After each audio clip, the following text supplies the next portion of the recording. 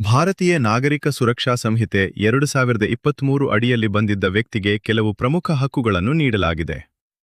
ಅವುಗಳೆಂದರೆ ಸೆಕ್ಷನ್ 47ರ ಅಡಿಯಲ್ಲಿ ಬಂಧನದ ಕಾರಣವನ್ನು ವ್ಯಕ್ತಿಗೆ ತಿಳಿಸಬೇಕು. ಜಾಮೀನು ಪಡೆಯಬಹುದಾದ ಪ್ರಕರಣದಲ್ಲಿ ಜಾಮೀನಿನ ಹಕ್ಕಿನ ಬಗ್ಗೆಯೂ ತಿಳಿಸಬೇಕು.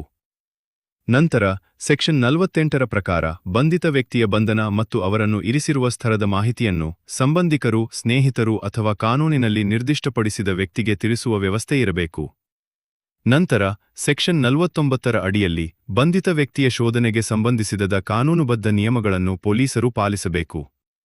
ನಂತರ ಸೆಕ್ಷನ್ 56ರ ಪ್ರಕಾರ ಬಂಧಿತ ವ್ಯಕ್ತಿಯನ್ನು ಅನಗತ್ಯ ವಿಳಂಬವಿಲ್ಲದೆ ಮ್ಯಾಜಿಸ್ಟ್ರೇಟ್ ಅಥವಾ ಕಾನೂನಿನಲ್ಲಿ ನಿರ್ದಿಷ್ಟಪಡಿಸಿದ ಅಧಿಕಾರಿಯ ಮುಂದೆ ಹಾಜರುಪಡಿಸುವ ಪ್ರಕ್ರಿಯೆ ಇರಬೇಕು.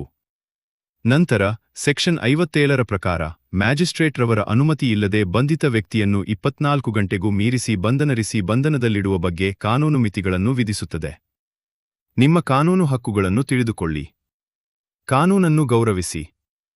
ನಿಮ್ಮ ಕಾನೂನು ಹಕ್ಕುಗಳನ್ನು ತಿಳಿದುಕೊಳ್ಳಲು ಕಾನೂನು ಕರುಣಾಕರ ಚಾನಲ್ ಅನ್ನು ಸಬ್ಸ್ಕ್ರೈಬ್ ಮಾಡಿ.